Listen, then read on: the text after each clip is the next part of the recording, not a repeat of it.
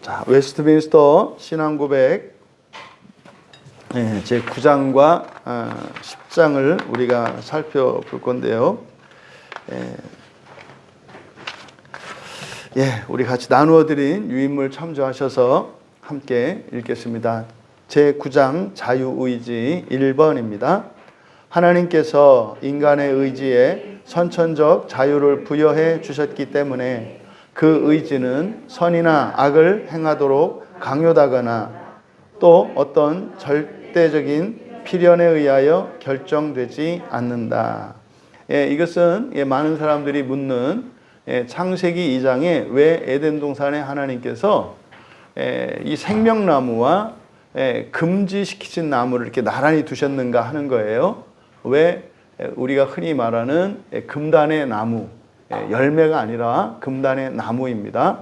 그래서 생명나무와 금단의 나무 두 나무를 주시고 또 그 금단의 나무를 먹지 못하도록 하셨는지, 그것은 바로 하나님께서 우리에게 주신 그 자유의지가 전적인 책임하에 완전히 자유롭게 주어진 것임을 나타내셨다는 거예요. 그러면 그것을 먹으면 하나님의 계획이 실패로 돌아가느냐? 그럴 리 없죠. 다만 그것을 먹었을 때는 죽음을 맛본다는, 반드시 죽을 것이라고 하는 하나님의 말씀이 있었어요. 그건 반드시 이루어지죠.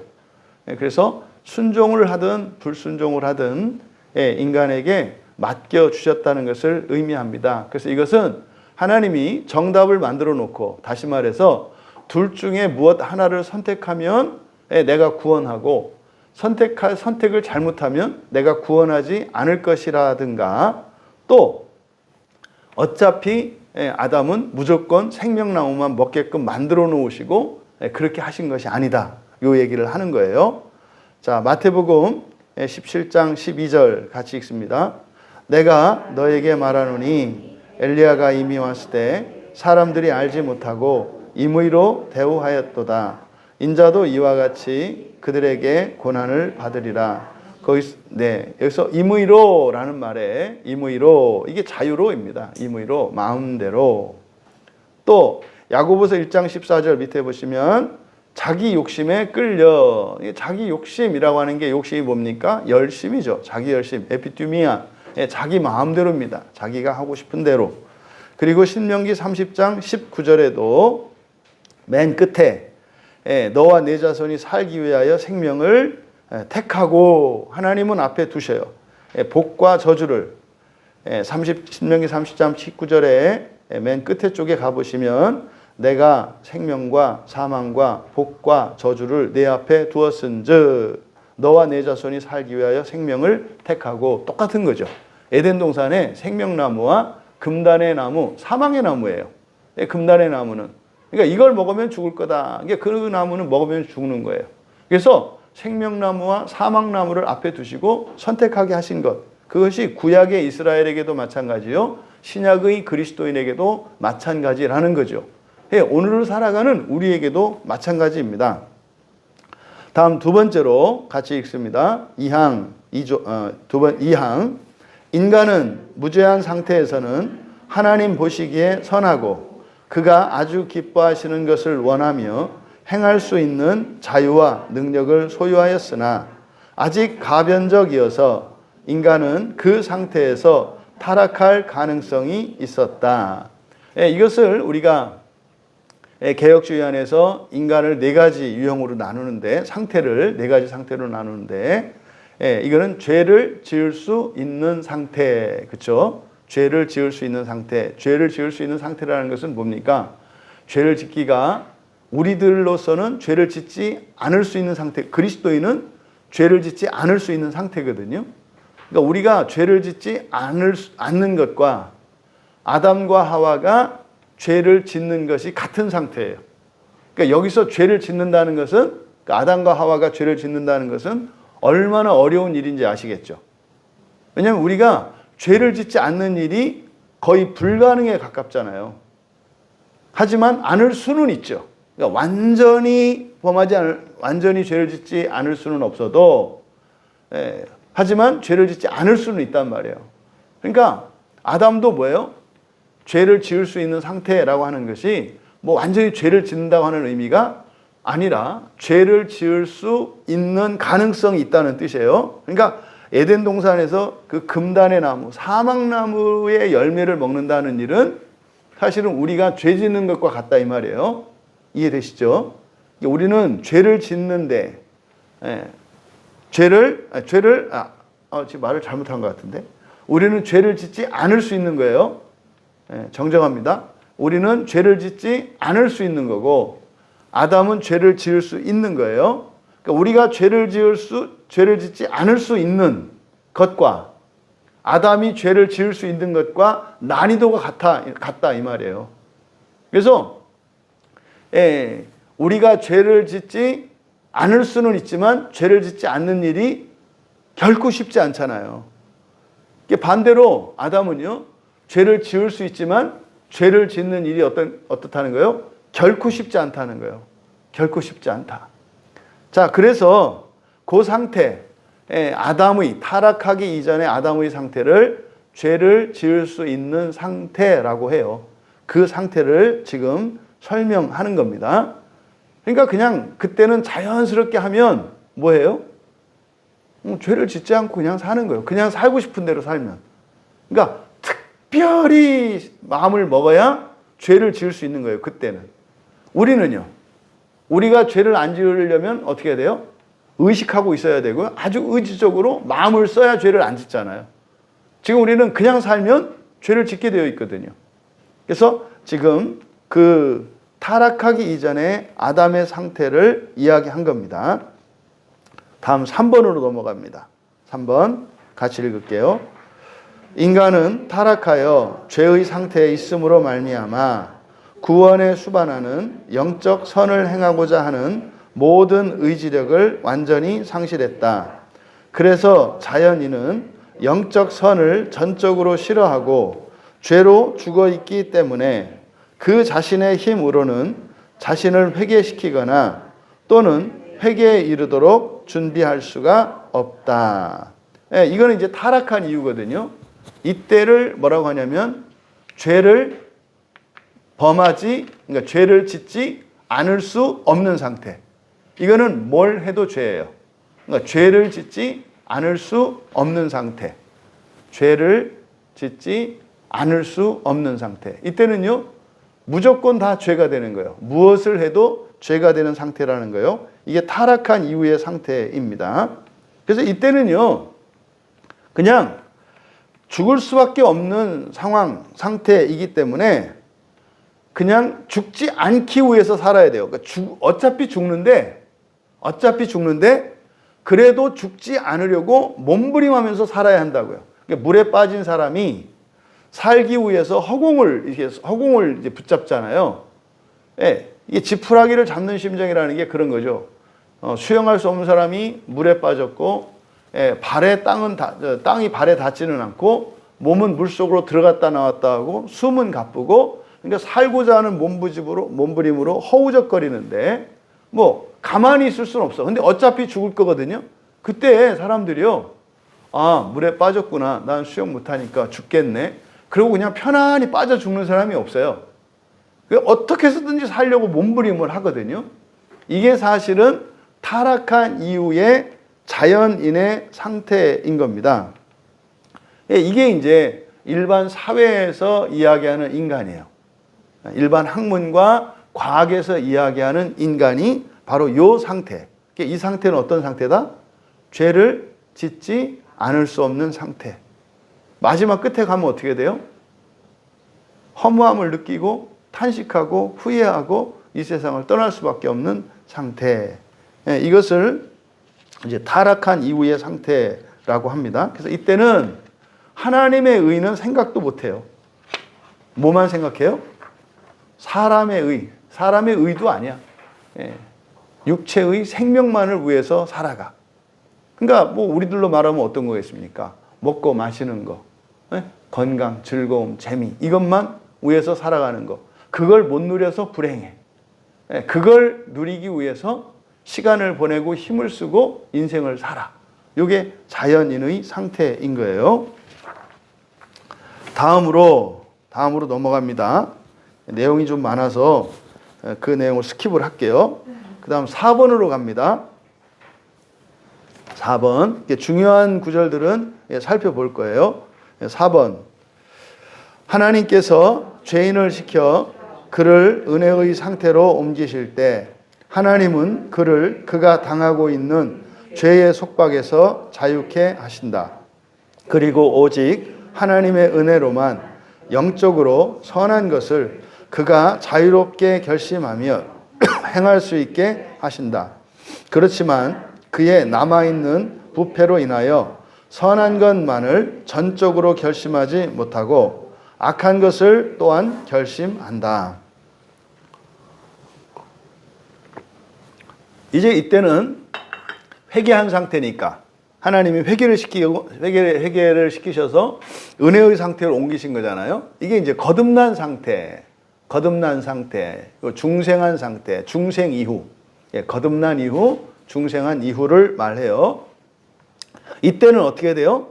이게 이제 바로 우리의 상태예요. 죄를 짓지 않을 수 있는 상태예요. 죄를 짓지 않을 수 있는 상태. 하지만 죄를 짓는 것과 죄를 짓지 않는 것이 어느 게 쉬워요? 아직 우리의 성품은 죄를 짓는 게 우리의 성품이에요. 그러니까 죄를 짓는 게 자연스럽다 이 말이에요. 죄를 짓는 게. 그러니까 예를 들어서 성경을 보는 것과 성경을 보지 않는 것이 어느 게 자연스럽다? 성경을 보지 않는 게 자연스러운 거예요. 이게 농담이 아니라 이게 원래 그런 거예요. 이거를 여러분들이 잘못 의식하면 성경 보지 않는 걸 자꾸 죄라고 잘못이라고 생각을 해요. 그걸 보지 않는 걸 잘못이라고 생각한다고. 잘못은요, 자연스러운 것을 하지 않을 때 잘못이잖아요. 그러니까 우리에게 자연스러운 것은 이게 의를 추구하지 않는 이게 잘못된 게 아니에요. 이게 자연스러운 거라고요, 아직도. 하지만 성경을 보지 않는 것은 뭐냐면 안타까운 거죠. 잘못한 게 아니라 안타까운 거예요. 왜냐하면 거듭나기 이전에는 성경을 볼 수가 없거든요. 절대로. 책을 펼 수도 없을 뿐만 아니라 펴도 그걸 읽어낼 수가 없어요. 그러니까 봐도 알 수가 없다 이 말이에요. 근데 우리는 이제 예수를 믿고 난 이후 세례를 받고 나면은요, 거듭난 사람이 돼서 이제 선을 추구할 수 있고 하나님의 의를 추구할 수 있어요. 그래서 죄를 짓지 않을 수 있거든요. 그래서 우리는 성경을 읽을 수가 있어요. 근데 성경을 읽고요, 설교를 듣고 이게 하나님께 기도하고 하는 이런 일들은 특별한 열심을 내야 할 수 있는 거예요. 그러니까 죄를 짓지 않을 수 있게 되었다 그래서 이게 자연적인 이렇게 우리의 성품적으로 그렇게 된 것이 아니기 때문에 열심을 내야 한다는 거, 이것을 기억해야 한다. 바로 이 내용, 이걸 말하는 거예요. 하나님께서 죄인을 회개시켜서 그를 은혜의 상태로 옮기셨을 때 그가 당하고 있던 죄의 속박, 이 죄의 속박이 뭐겠어요? 죄를 짓지 않을 수 없는 거죠. 이게 숙명이에요, 숙명. 죄된 숙명. 이게 죄의 속박이죠. 그러니까 죄를 짓지 않을 수 없는 상태에서 끊어주셨어. 그러니까요, 이제는 죄를 짓지 않을 수 있게 된 거예요. 죄를 짓지 않을 수 없던 우리를 끊어주셨으니까 죄를 짓지 않을 수 있게 된 거다 이 말이에요. 그래서 그러함에도 불구하고 우리는 하나님의 은혜가 있어야 그 하나님의 은혜로만 그 선한 것을 행할 수 있어요. 그런 거죠. 우리가 그리스도인이라 하더라도 거듭났다 할지라도 뭐 예배 참석 안 하고요, 설교 듣지 않고요, 성경 보지 않아요. 그리고 성도 간의 교제에 참여하지 않고 끊임없이 마음 기경을 하지 않아요. 이 가운데 무엇 하나도 안 해. 이게 다 은혜의 방편들이잖아요. 이게 어떠한 일체의 은혜의 방편도 추구하고 있지 않으면 그 사람은 은혜가 없거든요. 그럼 할 수 없다 이 말이에요. 그럼 보세요. 할 수 있는 사람이 아예 할 수 없어서 못할 때는 그게 내가 못한다는 생각을 안 해요. 뭐 안 하고 못하고 이런 생각을 안 한다 이 말이에요. 그런데 할 수 있게 된 사람이 하지 않을 때는 이거는 자책감이 들어요. 왜요? 할 수 있는데 안 하니까. 그래서 마음속으로 그러잖아요. 아휴, 저 그냥 내가 마음 먹으면 할 수 있는데. 평생 그 생각한다, 평생. 마음만 먹으면 할 수 있는데 그놈의 마음이 안 먹어져. 근데 그 마음을 자꾸 먹으려고 하는데 그렇게 되는 게 아니라 어떻게 되는 거다? 하나님의 은혜가 있어야 한다. 은혜는 여러분 이게 밥이라고 생각하시면 돼요. 자원이에요. 자원이고 힘의 근거예요. 그래서 여러분들이 예배를 참여하시면 그냥 예배 참여함으로써 그 자체에 부어지는 은혜가 있어요. 최소한 예배만 참석해도요. 예배 참석해서 그냥 설교 이렇게 들으려고 노력만 하시면 그냥 최소한 그냥 하여튼 먹고 살 수는 있어요. 그러니까 죄를 짓지 않을 수 있게 되었잖아요. 그러니까 죄를 지을 순간에 죄를 짓지 않는 일들이 일어난다 이 말이에요. 최소한 예배만 지켜도. 하지만 은혜가 많은 사람들은 어떻게 되겠어요? 그냥 다 꺾어버리겠죠. 이렇게 다 이기고 가는 거죠. 거기에서 이제 성화의 진전이 일어나고 본성의 변화가 일어나요. 본성의 변화가 일어나면 종말론적으로야 이제 지옥에서 점점 지옥의 시간을 줄여나가는 거겠지만 현재적으로는 어떤 효과가 있어요? 우리 본성이 변하면? 네? 현실적으로 우리 본성이 변하면 어떤 유익이 있냐고요? 현실적으로. 이러시면 안 되는데. 이게 너무 거룩하신 건지 아니면 생각이 없으신 건지. 아니, 본성의 변화가 일어나면 현실적으로 우리에게 어떤 유익이 있냐고요? 예. 돈 생긴다고요. 참. 본성이 변하면 현실적으로도 유익이 있고, 사후에도 영적으로 유익이 있단 말이에요. 그러면 본성이 변하면 현실적으로는 환경이 변해. 이 환경이 변한다는 것은요, 그 사람에게 결핍되어 있는 것이 채워진다는 의미예요. 예전에는 어떻게 했어요? 이걸 내가 채우기 위해서 힘을 쓰고 일을 하고 그걸 위해서 자격을 갖추고 시간을 쓰고 그랬잖아요. 그런데 이제는 거듭난 사람들은 내 본성을 변화시키면 나의 필요들이 채워지는 일들이 일어나요. 조심할 것은 여기에 나의 어떤 행위나 실천이 없는 걸 말하지 않아요. 그럴 수도 있어요. 거기다 한번 써보세요. 환경의 변화, 그러니까 환경의 변화. 환경이 변화하는 경우. 첫째, 전적인 하나님의 은혜로 되는 경우가 있어요. 전적인 하나님의 은혜로 되는 경우. 이건 뭐겠어요? 나의 행위나 실천이 없어요. 뚝 떨어지는 경우예요. 네? 전혀 예상치 않았는데 그냥 그거에 대해서 내가 준비도 하지 않고 일도 하지 않고 노력도 안 했어요. 근데 뚝 떨어지는 경우예요. 아시겠죠? 이게 하나님의 전적인 은혜예요. 근데 일반적인 경우는 나의 실천 0.1 나의 실천 0.1 플러스 은혜 99.9. 물론 이 퍼센테이지 비율은 다를 수 있어요. 나의 실천 50, 하나님의 은혜 50 이렇게 될 수도 있어요. 그러니까 이거 여기는요. 여기서 하나님의 은혜는 차별이 없나니가 여기서 이제 실현이 돼요. 나는 0.1을 했는데 99.9의 은혜로 주어져요. 근데 어떤 사람은 능력이 좀 더 있어가지고 말이죠. 50만큼 했는데 50만큼 주어져요. 그러면요. 둘 다 똑같이 감사한 거잖아요. 근데 이렇게 좀 더 죄가 많은 사람들은 잘못된 인간적인 생각을 갖고 있는 사람들은 50% 한 사람이 억울해해요. 왜 쟤는 0.1 했는데 100이고 나는 50 했는데 100. 지금 뭘 본 거예요, 이 사람은? 사람이 한 걸 봤죠. 그러니까 저 사람이 한 거는 0.1이고 내가 한 건 50이야. 이거 500배 차이잖아요. 어마어마하게 한 거 아니에요. 쟤는 운동장 가는데 운동장 그 대문만 열고 뭡니까? 학교 정문 들어가자마자 그 학교 그 교문 옆에 있는 기둥에 딱 기대어 섰어요. 나는 가가지고 운동장 20바퀴 돌았거든요. 그 20바퀴 돌고 딱 나오는 거예요. 근데 학교 정문을 딱 나오는 순간 하늘에서 빛이 쫙 나오더니 몸에 근육이 쫙 생기는 거예요. 근데 똑같이 생겼어. 그러면 이렇게 근육이 쫙 생긴 걸 같이 기뻐하면 되잖아요. 막 이렇게 박수 치면서 야 하나님 이러면 되잖아요. 근데 그 중에 어떤 사람은 그런다는 거죠. 얘를 보고 나를 보고 막 성질 낸다는 거예요. 아니 나는 그때 앞에서 운동장을 20바퀴 죽으라고 뛰고 왔는데 얘는 한 것도 없고 그늘에서 기댔는데 이렇게 하면 어떻게 해요? 이러지 마라. 이게 환경의 변화에 일어난 일반적인 경우인데 일반적인 경우에 일어날 수 있는 변수가 뭐다? 이게 예수님이 말씀하신 거예요.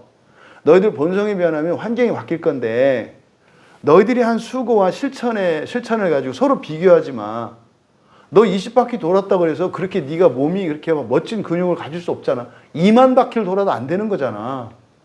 그러니까 너에게 생긴 일을 그 하나님이 하신 은혜로 감사하고 또 다른 이에게도 하시는 그 하나님께 더욱 감사해야지 너희들이 한 걸 가지고 비교하지 마. 그래서 본성이 바뀔 때 그 환경이 바뀌는 이 두 가지, 크게 이 두 가지 경우의 수로 이렇게 나눌 수 있어요. 좀 더 구체적으로 나누면은 뭐 그 일을 하는 데 있어서 직접 관련된 일을 하는 경우가 있고 상관없는 일을 하는 경우가 있고 어쨌든 무엇인가를 하는 경우 뭐 있고, 예, 아무것도 안 하는 경우는 경건의 실천이 뭐 이렇게 어떤 은혜가 뭐 크게 받은 사람, 적게 받은 사람 뭐 이런 이제 차이가 있을 수 있지만 크게 전적인 하나님의 은혜로 되어지는 것과 일반적으로 일어나는 변화 두 가지 경우의 수가 있다. 둘 다 감사한 거예요. 또 이랬더니 그럼 하나님 저는 전적인 은혜로 없어서 이렇게 가면 안 되는 거예요. 이게 하나님이 이 네 가지 그 밭의 비유나 이런 것들 그 다양한 케이스를 말씀하시는 거예요. 그래서 우리는 어떻게 살아가는 거다? 본성의 변화를 위해서 살아가면 그리고 내 형편에서 그리고 내 능력으로 할 수 있는 거 하면 돼요. 그럼 하나님이 환경을 바꾸신다고. 이게 본성의 변화의 현재적인 유익이에요.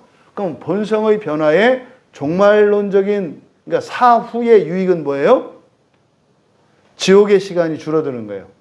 지옥의 시간이 줄어든다는 것은 뭐예요? 하나님의 나라의 시간이 길어진다는 거예요. 아시겠죠? 이것을 염두에 두셔라. 그래서 거듭난 상태라 하더라도 오직 은혜로만 이렇게 하시고 그 다음에 끝에 그렇지만 그의 남아있는 부패로 인하여 선한 것만을 전적으로 열심하지 못하고 악한 것을 결심한다. 여기서 이제 많은 신자들이 고민하고 갈등하는 거죠. 했다 안 했다 했다 안 했다 막 이러는 자신을 보고 내가 진짜 신자야 가짜 신자야 막 이런 거 고민하잖아요. 원래 그렇다 이 말이에요. 원래 그렇다. 이해되시죠? 밑에 볼게요. 빌립보서 2장 12절 13절 함께 읽겠습니다. 그러므로 나의 사랑하는 자들아 너희가 나 있을 때뿐 아니라 더욱 지금 나 없을 때에도 항상 복종하여 두렵고 떨림으로 너희 구원을 이루라. 너희 안에서 행하시는 이는 하나님이시니 자기의 기쁘신 뜻을 위하여 너희에게 소원을 두고 행하게 하시나니. 거기 제가 왜냐하면이라고 써놨잖아요. 그쵸? 되어 있죠, 여러분도? 그러니까 이게 이제 우리말 성경에는 생략되어 있는 거예요. 그래서 12절과 13절은 이렇게 인과절이에요. 인과적으로 연결되어 있어요. 그래서 12절의 끝에 뭐라고 그랬어요? 구원을 이루라. 명령이에요. 구원을 이루어라. 이게 현재적 구원이죠. 구원의 세 시제. 과거 시제, 현재 시제, 미래 시제 그랬잖아요. 과거 시제와 미래 시제는 하나님의 전적인 주권이에요. 과거와 미래의 구원은 하나님의 은혜로 돼요. 그건 사실은 우리가 신경 쓸 수도 없어. 하나님이 계획하셨고 하나님 이루실 거예요. 그것을 과거적 구원과 미래적 구원이라고 그래요. 그러니까 미래적 구원은 우리가 신경 쓸 게 아니에요. 어저께 그리스도의 중보자 그리스도 우리가 공부했잖아요. 그렇죠? 중보자의 그 의미가 뭐라고 했어요? 그 중보자라고 하는 것은 바로 우리의 모든 것을 하나님께 사람에게 보증을 하신다는 뜻이라고 그랬잖아요. 그래서 과거의 구원과 미래의 구원에 대해서는 누가 책임지시고 다 하시는 거예요? 예수 그리스도께서 다 하시는 거예요. 그러니까 여러분들이 이 다음에 내가 구원 받을까? 이거는 말도 안 되는 생각이고 성경을 모르기 때문에 하는 생각이다 이 말이에요. 그리고 여러분이 사실은 미래에 이루어질 구원이 뭡니까? 미래에 이루어질 구원이 뭐예요? 네, 부활이에요. 미래에 이루어질 구원은 부활이라고요. 그러면 과거에 여러분에게 이루어진 구원이 뭘까요? 사람으로 태어나신 거예요. 그러니까 여러분, 그래서 우리가 생일 축하하는 게 뭐예요? 구원을 축하하는 거예요. 구원을 축하하는 거. 모르고 그냥 생일 축하했는데 생일 축하는 뭐예요? 그 사람이 태어났어. 태어났다는 건 뭘 우리가 알아요? 이 사람이 하나님의 택함을 받은 사람이구나. 부르심 받은 사람이구나. 이걸 아는 거예요. 그래서 생일 축하를 하는 거예요. 여러분, 인간적으로, 세상적으로 생각해 보세요. 생일이 축하받을 일이요? 아니, 여러분, 살아보시니까 이 세상 태어난 게 축하받을 일이시더냐고. 뭐, 그럴 수도 있어요. 그럴 수도 있어. 근데 그렇지 않다고 할 사람도 많지 않겠어요? 이렇게 하다가 어차피 죽는데, 이렇게 접어보니까 있다가 없어지는데, 뭐 이렇게 살았나 싶단 말이에요. 뭐 좋은 일도 있긴 있지만, 그 짜장면 먹고 그랬다고 해서 뭘 좋아. 다 지나가는 건데. 그러잖아요. 곰곰이 생각하면 희한하죠. 왜 그렇게 생일을 축하했을까? 이게 놀라운 거, 이게 자연계시 안에 있는 거예요. 그러니까 과거적 구원이 뭐다? 출생이고요. 미래적 구원은 뭐다? 부활이에요. 사람으로 태어난 게 여러분을 하나님이 저 짐승이나 가축으로 선택하지 않으시고 여러분을 택하셔서 사람으로 택하신 거, 이거 자체가 이미 과거적 구원이에요. 그게 우리 출생이죠. 근데 우리를요, 하나님 만드신다 그랬잖아요. 그게 부활이에요. 그러니까 시작과 끝은 하나님의 절대 주권 안에 있어요. 그럼 우리가 해야 되는 것은 뭐예요? 이루어가는 구원이에요. 이루어가는 구원이라고 말하니까 이제 어떤 사람들은 은혜 얘기하는 사람들은 이루어가는 구원 이렇게 하면 어떻게 오해해요? 그러면은 구원을 우리 스스로 우리 힘으로 이루는 거란 말이냐? 구원은 하나님의 은혜로 되는 건데 그러면 어떤 사람은 이룰 수도 있고 어떤 사람은 이룰 수도 없다는 얘기냐? 여러분, 이게 지금 왜 이런 질문이 왜 나오는지 이해되세요? 이 사람에게 여러분 설명할 수 있겠어요? 예정의 제한 속죄와 작정의 보편 구원을 이해하고 있으면, 그러니까 이 사람은 지금 이 구분이 없기 때문에 이런 질문을 하는 거예요. 예정 안에서는요, 예를 들어서 지옥에 가는 것을 구원받지 못한 거라고 낙원 가는 것을 구원받는다고 할 때 모든 사람이 구원받는 거 아니죠. 그렇잖아요. 그러니까 어떤 사람은 지옥 가고요, 어떤 사람은 안 가고 낙원 간다니까요. 그러니까 제한적이에요, 그것은. 근데 이거는요, 하나님의 은혜로만 되는 게 아니에요. 하나님의 은혜 안에서 뭐가 필요하다? 이루어가는 게 필요하다고요. 이루어가는 게. 나의 노력과 실천, 그리고 지속적으로 은혜를 받으면서 살아가는 이게 필요하다 이 말이에요. 좀 이렇게 여러분 개운하게 이해될 수 있었으면 좋겠는데, 이게 현재적 구원이다. 그래서 여러분들이 해야 되는 일은 뭐예요? 항상 현재적으로 구원을 이루어가는데 힘을 쓰셔야 된다고요. 힘을 쓰셔야 돼요. 되는 대로 절대로 안 돼요. 하나님이 어떻게 하면 하시겠지. 절대로 그런 거 아니에요. 여러분들이 이런 거 있잖아요. 가족들을 위해서, 가족 구원을 위해서 기도할 때 여러분이 사실 가족 구원을 위해서 기도하는 게 구체적으로 뭡니까? 지옥 가지 않고요, 낙원으로 가는 거예요. 될 수 있으면 지옥에 있는 시간 줄이고요, 낙원 시간을 늘리는 거예요. 될 수 있으면. 가장 바라는 것은 첫째 부활로 지옥은 근처에도 얼씬하지 않고 바로 낙원에 가는 거예요. 우리가 바라는 것은. 근데요, 거기에는 우리의 실천이 있어야 한다고 그랬잖아요. 그러니까 종종 가족들에 대해서 얘기하면 그래요. 지금 남편 예수 안 믿는데 어떻게 할 거예요? 아내 예수 안 믿는데 어떻게 할 거예요? 그 뜻대로 되나요? 그 사람 뜻대로 되나요? 하나님이 하셔야죠. 그 억지로 안 되잖아요. 뭐 교회라고 하면 집 나간다 그러는데 어떻게 해요? 여러분, 끌고 오란 얘기가 아니죠. 반드시 실천이 있어야 한다고요. 그러면 우리 가족 중에 누군가가 예수를 믿지 않아. 그럼 이 사람은요, 무조건 지옥에 갔다 와야 되는 사람이거든요. 영원히 지옥에 있지는 않아요. 왜? 내가 예수 믿으니까. 근데 문제는 이 사람이, 이 가족이 영원히는 아니더라도 지옥에 가서 영원한 벌을 받아야 돼요. 그럼 줄여야 되잖아요. 그러면 가족을 위해서 할 수 있는 일이 꼭 교회 데려오는 일만 있어요? 아니에요. 첫째, 여러분의 사랑하는, 믿지 않는, 사랑하는 가족들에서 할 수 있는 첫 번째가 뭘까요? 가장 유효한 수단이 뭘까요? 기도의 목적이 뭐예요? 기도라고 하시면 안 돼요. 기도의 목적이 뭐예요?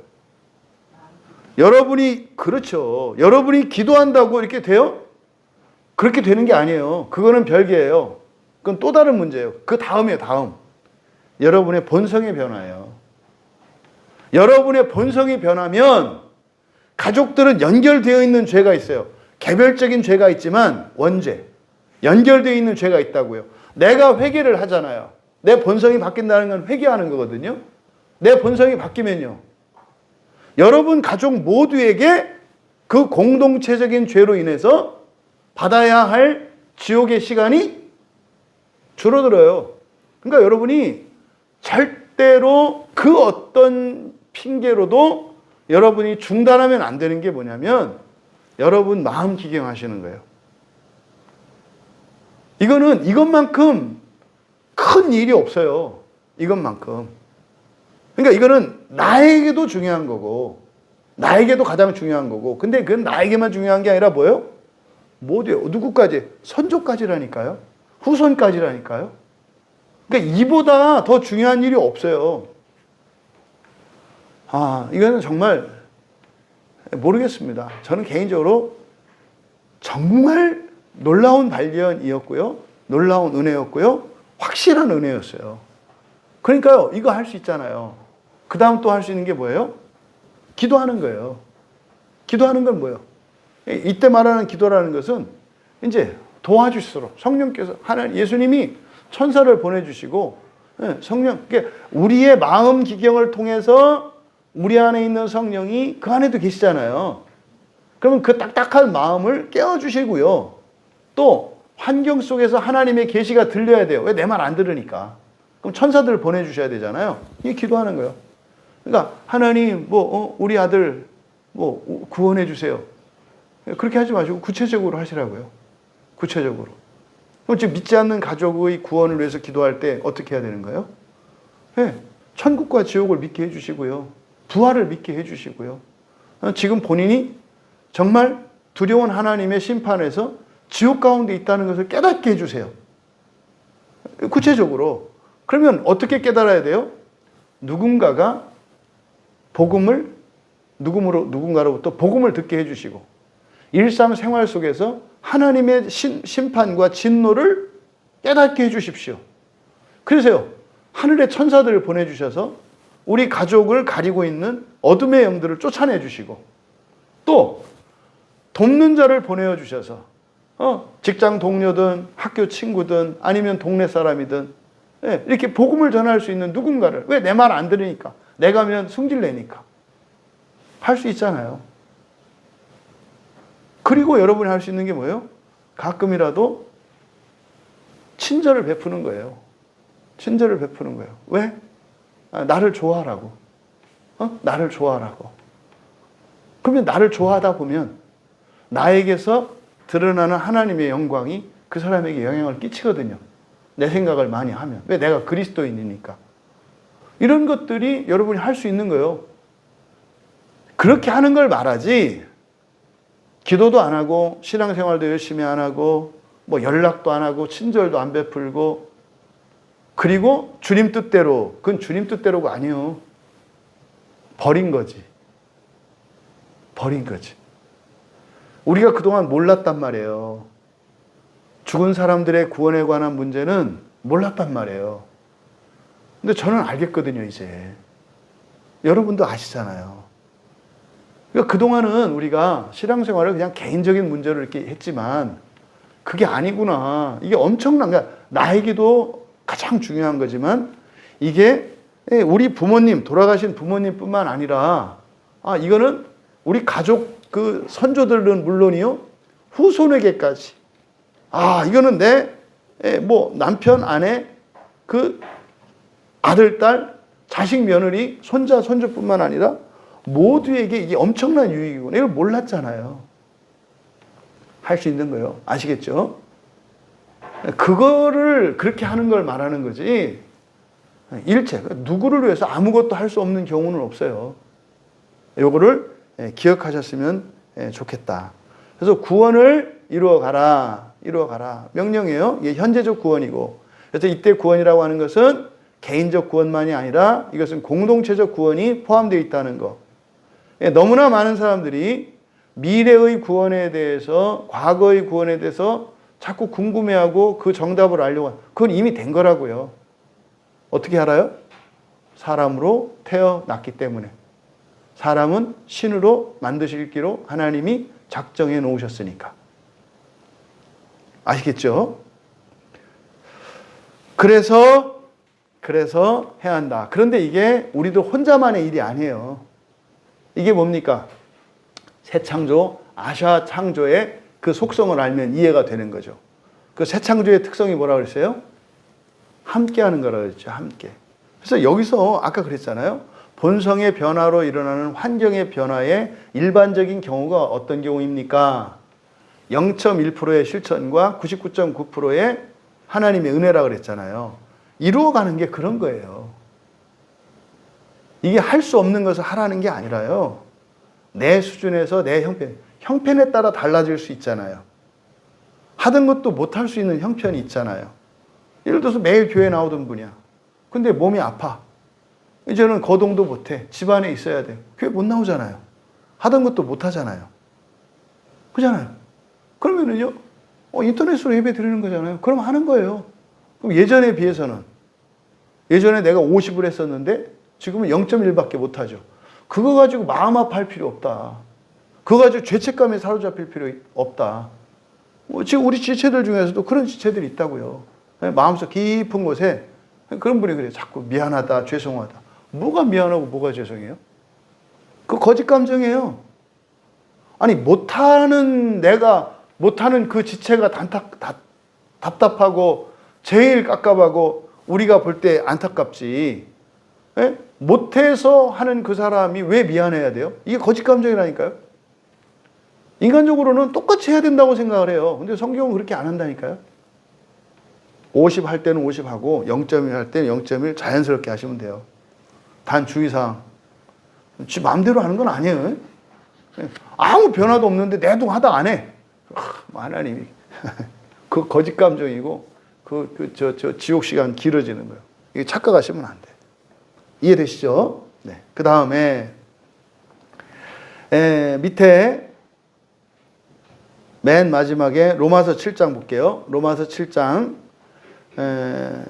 7장에 같이 먼저 읽을게요. 내가 행하는 것을 내가 알지 못하노니 곧 내가 원하는 것은 행하지 아니하고 도리어 미워하는 것을 행함이라. 내 속 곧 내 육신에 선한 것이 거하지 아니하는 줄을 아노니 원함은 내게 있으나 선을 행하는 것은 없노라. 내가 원하는 바 선은 행하지 아니하고 도리어 원하지 아니하는 바 악을 행하는도다. 그러므로 내가 한 법을 깨달았노니 곧 선을 행하기 원하는 나에게 악이 함께 있는 것이로다. 내 지체 속에서 한 다른 법이 내 마음의 법과 싸워 내 지체 속에 있는 죄의 법으로 나를 사로잡는 것을 보는도다. 이 로마서 7장이요. 참 웃기는 일이죠. 진짜로 웃기는 일이에요. 왜 웃기는 일이라고 하냐면요. 이 전 세계에 내노라 하는 그 신학 박사들이 지금도 싸우고 있는 본문이 이 로마서 7장이에요. 이게 뭐 갖고 싸우느냐면요. 과연 바울이 지금 로마서 7장을 쓰고 있는 이 바울이 회심한 사람이냐 아니냐 이걸 가지고 지금도 싸우고 있어요. 어떤 사람들은 회심한 사람이다.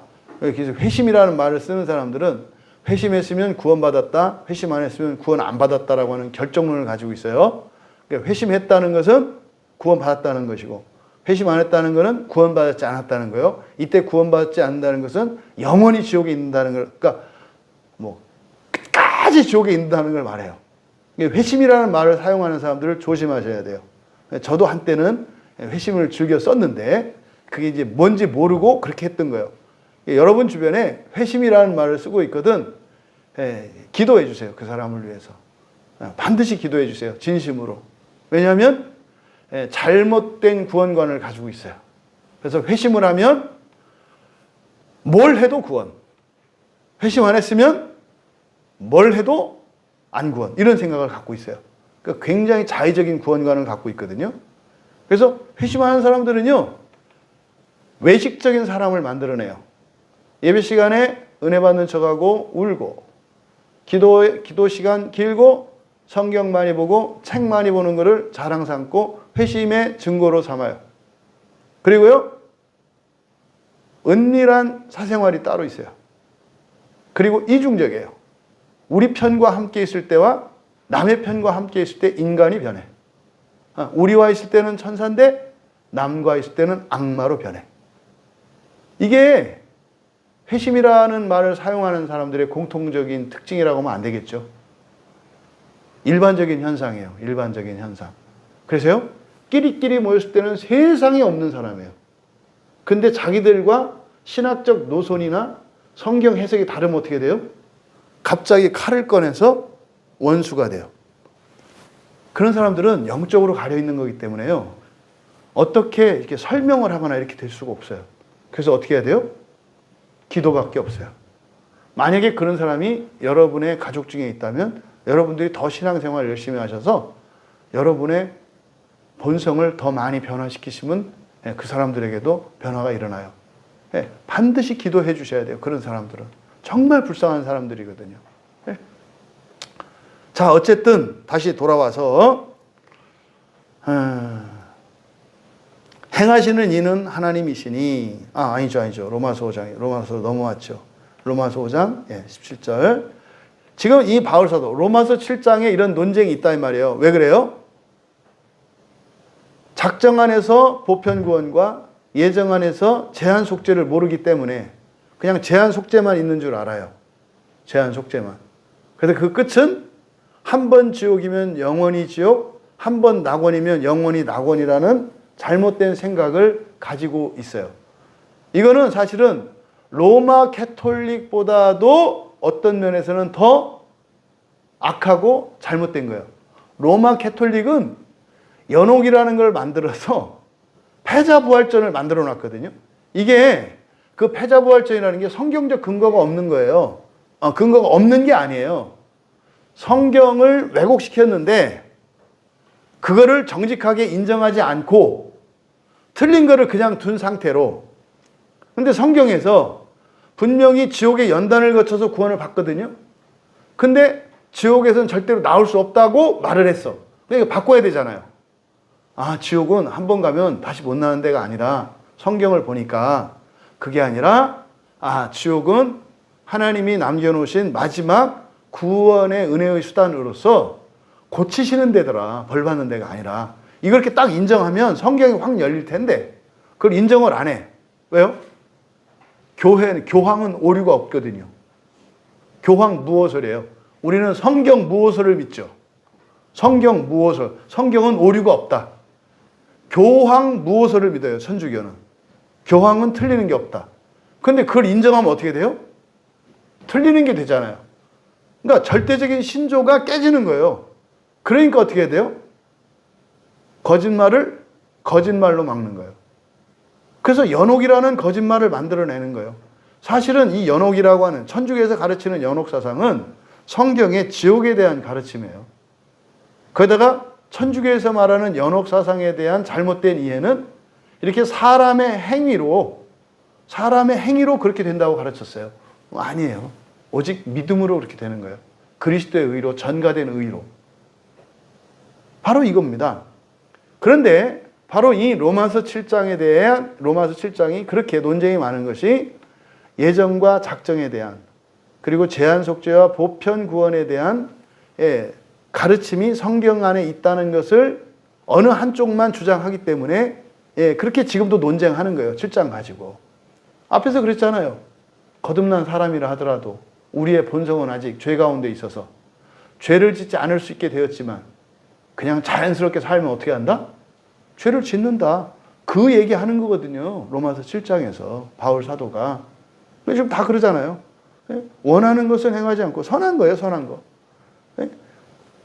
선을 행하기 원하는 나에게 악이 함께 있다. 맨 밑에 줄. 내 지체 속에 한 다른 법이 내 마음의 법과 싸워. 내 안에 두 법이 있다는 거죠. 두 법이 있어요. 이렇게도 하고 싶고 저렇게도 하고 싶고 교회 가고도 싶고 가기도 싫고 둘 다 내 마음이야. 그러니까 하나는 그래서 어떤 게 선한 것인지 악한 것인지 우리 성경을 통해서 구분하는 거예요. 그래서 선을 향해서 선을 따라가는 것이 성령의 마음이고 그게 잘하는 거죠. 또 성령을 따르지 않고 나의 옛사람의 인격을 따라가는 거죠. 이걸 말하는 거예요. 그러니까 이렇게 거듭난 사람에게 두 마음이 있다는 거. 이거 가지고 괜히 쓸데없이 죄책감에 사로잡히지 말라는 거예요. 이때 죄책감에 사로잡히지 말라는 것은 그걸 당연하게 여기라는 게 아니에요. 그러니까 잘못을 알고 이게 아니고 아쉬운 거야. 더 잘할 수 있는데 잘하지 못하는 걸 아쉬워해 하라는 얘기지. 너무 지나치게 이걸 자기를 잡지 말라 이 말이에요. 이게 잘못 오용되면 하지 않는 것에 대한 어떤 정당화의 핑계로 삼으시면 안 돼요. 이게 밑으로 파고 들어가지 말라고 하는 거지. 시간 관계상 넘어갑니다. 자, 5번째. 인간의 의지는 오직 영광의 상태에 이르게 되는 때에만 전적으로 그리고 한결같이 자유로이 선만을 행할 수 있게 된다. 시간이 많이 가네요. 자, 여기서 영광의 상태 밑줄 치시고 부활입니다. 그래서 부활의 상태에 돼야 이렇게 돼요. 그래서 이게 부활 이후의 인간 상태잖아요. 최종적으로. 이것을 뭐라고 하냐면 죄를 지을 수 없는 상태라고 해요. 죄를 지을 수 없는 상태. 그래서 인간을 4가지 상태로 나누어요. 죄를 지을 수 있는 상태, 그 다음에 죄를 짓지 않을 수 없는 상태, 죄를 짓지 않을 수 없는 상태, 그리고 죄를 짓지 않을 수 있는 상태, 그리고 죄를 지을 수 없는 상태. 이게 이제 타락 전의 인간, 타락 후의 인간, 거듭난 중생한 사람, 중생한 인간, 그 다음에 부활 이후의 인간. 그러니까 사실은 예수 믿기 전에 모든 사람들은 죄를 짓지 않을 수 없는 상태예요. 예수 믿은 이후에는 어떤 거예요? 죄를 짓지 않을 수 있는 상태예요. 그런데 죄를 짓는다 이 말이에요. 그래서 우리는 부활을 목표로 간다. 자, 다음 10장으로 넘어갑니다. 제10장 유효한 부르심. 이게 여기도 이제 여러분들은 이제 명확히 이해가 되실 거예요. 자, 제10장 유효한 부르심. 1번 같이 읽습니다. 하나님께서는 생명에 이르도록 예정하신 모든 사람들을 그리고 그들만을 자신이 정하시고 적당하다고 생각하시는 때에 효과적으로 부르시되 그의 말씀과 성령으로 하시며 그들이 태어나면서부터 처해 있는 죄와 사망의 상태에서 불러내어 예수 그리스도로 말미암은 은혜와 구원으로 인도하신다. 또한 그들의 마음을 영적으로 그리고 구원에 관하여 깨우쳐서 하나님의 일들을 이해하게 하시며 그들의 돌같이 굳은 마음을 제하시고 그들에게 살같이 부드러운 마음을 주시며 그들의 의지들을 새롭게 하시고 그의 전능하신 능력으로 그들이 선한 것을 결심하게 하시며 그리고 효과적으로 그들을 예수 그리스도에게로 이끄신다. 그렇지만 그의 은혜로 말미암아 기꺼이 나오게 되어 있으므로 그들은 가장 자유롭게 나오게 하신이다. 즉 강제적인 마음이 아니라 자원하는 마음으로 나오게 하신다. 자, 여기서요. 첫 번째 줄에 생명에 이르도록 예정하신 모든 사람들 밑줄 치세요. 생명에 이르도록 예정하신 모든 사람들. 이제 뒤에 보면 이야기가 특별한 사람으로 몰아가요. 그리고 그들만을 자신이 정하시고 적정하신 때에서 그들만을 만 그랬잖아요. 만을 지우세요. 만을 X 하세요. 그러니까 생명에 이르도록 예정하신 모든 사람들 누구예요? 태어난 사람이에요. 태어난 사람을 말하는 거예요. 태어난 사람. 그러니까 출생한 사람, 태어난 사람을 말해요. 그러니까 그들을 태어난 사람이죠. 예, 그래서 정하시고 적당하시다고 생각하신 때 효과적으로 부르실 때, 효과적으로 부르실 때 밑줄 치세요. 10장의 제목이 유효한 부르심인데 이 유효한 부르심이 이중적인 의미로 쓰이고 있어요. 그럼 여기 두 번째 줄에 있는 이 효과적으로 부르실 때 요거는 순종의 예정 이렇게 하세요. 순종의 예정. 순종의 예정. 무슨 말이냐면 예정에는 순종과 불순종이 있잖아요. 그러니까 순종하는 사람들을 말한다 이 말이에요. 순종의 예정. 그러니까 아담으로 말하면 금단의 나무의 열매를 따먹지 않는 거. 이걸 말하는 거예요. 그래서 앞에는 순종의 예정이에요. 그러니까 순종하는 사람들의 경우예요. 그러니까 태어난 사람 중에는 유효한 부르심이 두 가지가 있겠죠. 순종으로 부르시는 사람들이 있고 불순종으로 부르시는 사람이 있다는 거. 여러분 이건 있잖아요. 엄청난 깨달음이에요. 잘난 체가 아니라요. 진짜로요. 이 유효한 부르심이라고 하는 이게. 그러니까 여러분들이 이거를 진지하게 잘 들으세요. 그럼 여기서 지금 효과적으로 부르심은 무엇을 말한다? 순종의 예정이다. 그러니까 순종하는 사람을 말하는 거예요. 그런 사람들을 그의 말씀과 성령으로 하시며 순종을 했는데 뭘로 하신대요? 말씀과 성령으로 참여하는 거예요. 이게 아샤의 창조의 특징이라고요. 그러니까 예정도 독단적으로 사람이 홀로 하는 게 아니라 하나님 은혜 안에서 한다 이 말이에요. 예? 말씀과 성령으로 하시고. 그러니까 말씀과 성령으로 하시니까 뭐겠어요? 성경 보고요. 마음 기경을 할 때 성령께서 본성을 바꾸신다 이 말이에요. 그러니까 여기 지금 그의 말씀과 성령으로 하시며 이걸 여러분들은 구체적으로 이해해야 한다 이 말이에요. 이 얘기는 성경을 읽고 성경을 보고 또 설교를 듣고 성경을 바로 알아서 그걸 가지고 마음 기경을 할 때 성령께서 내 본성을 바꾸신다는 것을 말한다. 이게 이 의미, 실제적인 의미예요. 그냥 말씀과 성령으로 하신다는 게 무슨 말이에요? 이게 무슨 말인지 몰라요. 그러니까 그냥 말씀과 성령으로 시험 보면은 이렇게 답을 쓰지. 그럼 구체적으로 누군가가 그럼 그게 어떻게 하는 거예요? 그럼 하나님이 말씀과 성령으로 하시면이니까 능동이니까 하나님이 하시는 일이네. 천만의 말씀. 당신이 성경을 바로 알고자 노력하고 성경을 바로 알게 되었을 때 당신 생각과 성경의 생각이 다르고 당신의 감정과 성경의 감정이 다를 때 어느 게 진짜고 가짜고 당신이 진짜로 바라는 게 무엇이며 어느 게 더 좋다고 생각하는지 그것을 위해서 당신 마음을 바꿔가려고 노력하고 은혜를 구하는 거야. 그때 성령 하나님이 당신 마음에서 본성을 바꾸셔. 이거예요. 이게 그 말씀과 성령으로 한다는 뜻이에요. 또 그들이 태어나면서부터 처해 있는 죄와 사망의 상태. 이건 뭐예요? 여러분이 태어난 환경이에요. 태어난 환경. 가난하게 태어났든 부자로 태어났든 옛날에 태어났든 지금 태어났든 한국이든 아프리카든 미국이든 스리랑카든 뭐 그런 거예요. 죄와 사망의 상태. 뭐예요? 각자 다 한계 속에 있어요. 예? 여러분들이 부잣집에 태어나서도 거기에 죄와 사망의 상태예요. 거기도. 거긴 돈이 있어서 걱정할 것이요. 여러분은 돈이 없어서 걱정할 것이요. 여러분은 10만 원 때문에 걱정할 것이요. 거기는 10억 때문에 걱정할 것이요.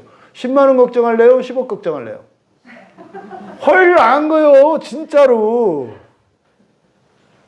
10만 원은 교회에서라도 빌릴 수 있잖아요. 10억은 못 빌려요. 미쳐요. 10억 갖고 걱정할 때는. 부자는요, 돈 많은 거 아니에요. 더 많은 걸 갖고 고민하고 더 힘든 걸 갖고 힘들어하는 게 부자예요.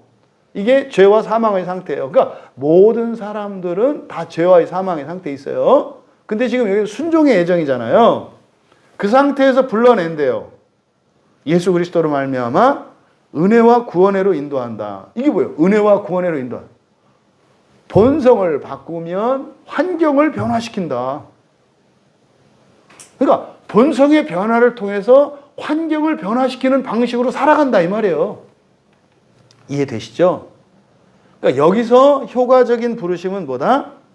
순종의 예정을 말한다. 그러면 뒤에 보면 이제 뒤쪽에 보시면 다음 문단 또한 그들의 마음을 영적으로 구원에 관하여 깨우쳐서 하나님의 일들을 이해하게 하시고 굳은 마음을 제하시고 부드러운 마음 주시고 그들의 의지를 새롭게 하시고 전능하신 능력으로 선한 것을 결검하게 하시며 그리고 효과적으로 그들을 이끄신다. 또 효과적으로 밑줄 치세요. 이때 효과적으로 이끄신다. 이것도 효과적인 부르심이거든요. 이때 효과적으로라고 하는 것은 이것은 작정으로의 부르심이에요. 작정으로의 부르심. 이게 뭡니까? 이 세상에 태어난 거예요, 그냥. 이 세상에 태어난 거. 그러면 여기에 문제가 하나 생겨요. 복음을 들을 수 있는 사람과 들을 수 없는 사람 있잖아요. 네? 이게 작정으로의 부르심이에요. 그러니까 여러분들의 10대조 할아버지 할머니는 복음을 들을 수 없었죠. 절대로 들을 수 없었어요. 10대조 할아버지 할머니는. 절대로.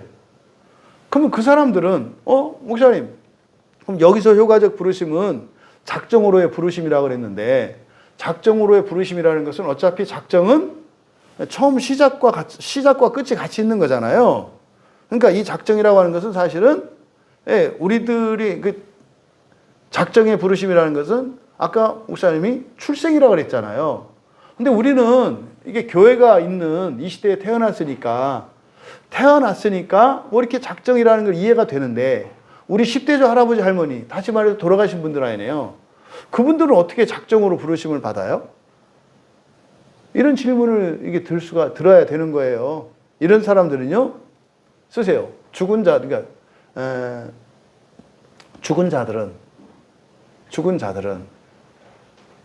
후행적으로 부르심에 참여한다. 후행적으로 부르심에 참여한다. 그러니까 예수를 나중에 안다 이 말이에요.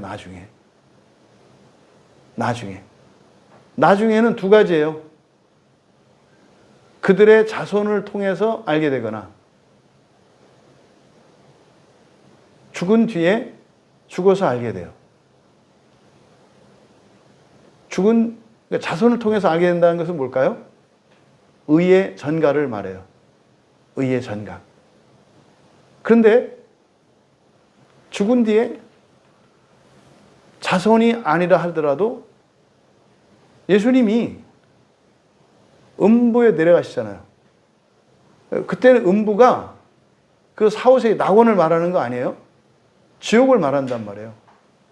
그래서 이걸 뭐라고 한다? 후행적으로 부르심에 참여. 이거 사실 뭐냐? 아는 거예요, 아는 거. 아, 사람이라는 존재가 이런 거였구나. 이거 알게 된다, 이 말이에요. 작정으로의 부르심이라는 것은.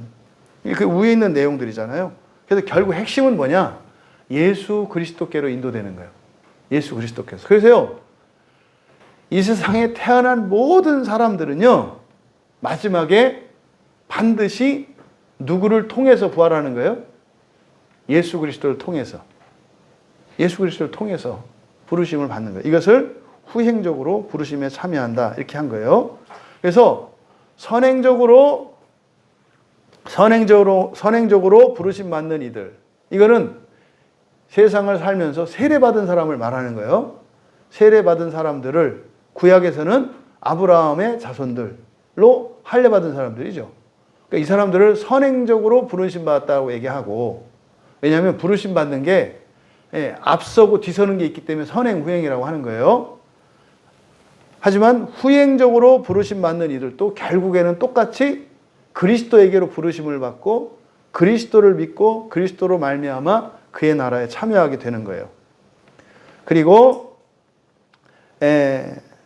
끝에서 두 번째 줄, 가장 자유롭게 나오게 하시니 밑줄 치세요. 가장 자유롭게.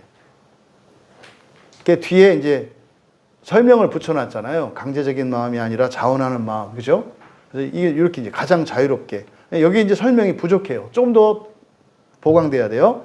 여기서 가장 자유롭게는 여기에는 시행착오와 순종과 불순종 모두를 허용하셔서 시행착오와 순종과 불순종 모두를 허용하셔서 점점 더 본성적으로 자유롭게 하신다는 의미예요. 시행착오와 순종과 불순종 모두를 허용하셔서 점점 더 본성적으로 자유롭게 하신다는 의미예요.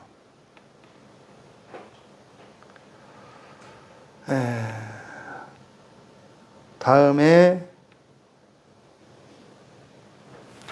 쭉 내려가시면 고린도 후서 3장 3절과 6절 말씀 볼게요. 찾으셨나요? 로마서, 에베소서, 데살로니가전서, 이게 전서 후서를 제 표시를 안 해놨나요? 그리고 고린도 후서, 그 다음에 여기 고린도 후서 찾으셨죠? 고린도 후서 3장 3절과 6절 별표 하나 해놓으시고 같이 읽습니다. 너희는 우리로 말미암아 나타난 그리스도의 편지니 이는 먹으로 쓴 것이 아니요 오직 살아계신 하나님의 영으로 쓴 것이며 또 돌판에 쓴 것이 아니요 오직 육의 마음판에 쓴 것이라. 그가 또한 우리를 새 언약의 일꾼 되기에 만족하게 하셨으니 율법 조문으로 하지 아니하고 오직 영으로 함이니 율법 조문은 죽이는 것이요 영은 살리는 것이니라. 여기서요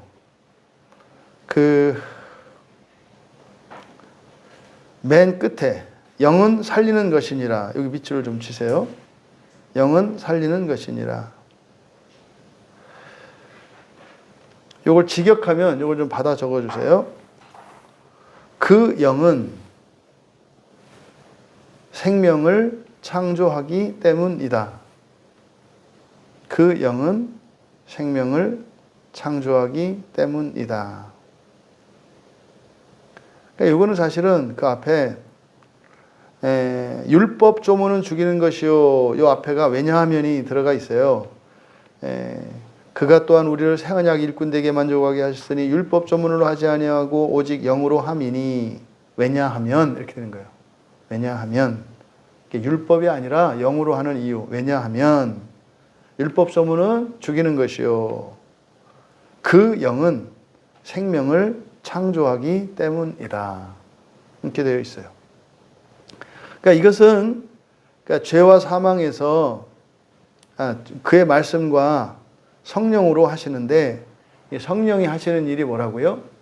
창조하시는 일을 해요. 새 창조를. 근데 새 창조하시는 게 뭐다? 생명을 창조한다. 이게 그리스도인이 부활했을 때 할 일이 바로 이거라 그랬죠. 생명을 창조하는 일. 요거는 여러분들이 요 구절과 관련해서 좀 알아두시고, 그 다음에 밑에 에베소서, 로마서, 에베소서 2장 1절에서 에베소서 2장 5절 맨 끝에 허물로 죽은 우리를 그리스도와 함께 살리셨고, 이 밑줄 치세요. 그리스도와 함께 살리셨고, 그리스도와 함께 살리셨고. 요것도 똑같은 단어거든요. 위에서 살펴보았던 고린도후서 말씀과 같이 3장 6절에 있는 그 단어가 똑같은 건데, 그리스도와 함께 살리셨고, 이거를 직역하면 그리스도로 함께 생명을 창조하셨다. 그렇게만 좀 해놓으세요. 그리스도로 함께 생명을 창조하셨다. 바로 앞에 그랬잖아요. 허물로 죽었죠. 허물로 죽었잖아요. 그죠? 허물로 죽고, 뭐로 어떻게 되고, 허물로 죽고, 그리스도로 산다가 아니라 그리스도로 어떻게 해요? 함께 생명을 창조하셨고, 이렇게 되는 거예요. 허물로 죽고, 그리스도로 함께 생명을 창조하게 하셨다. 그럼 여기서 허물로 죽은 우리죠. 그럼 뒤에서 함께 생명을 창조하는 게 누구와 누구예요? 함께가 누구와 누구냐고요? 하나님과 우리라고요. 하나님과 우리. 그러니까 단순히 사는 게 아니라 죽었다 사는 정도가 아니라 생명을 창조할 수 있게 하셨다는 말이에요. 그러니까 이게 감당이 안 되기 때문에 번역을 이렇게 바꿔 놓은 거예요. 허물로 죽은 우리를 그리스도로 함께 생명을 창조하게 하셨다. 그러니까요, 나도 하나 변변치 못한 우리가 예수 그리스도로 말미암아서 은혜로 우리를 구원하시는 그 구원의 결국이 뭐라는 거예요? 하나님과 함께 생명을 창조하는 게 이게 구원, 이게 부활이라고요. 부활을 설명하고 있는 거예요. 자, 그 다음에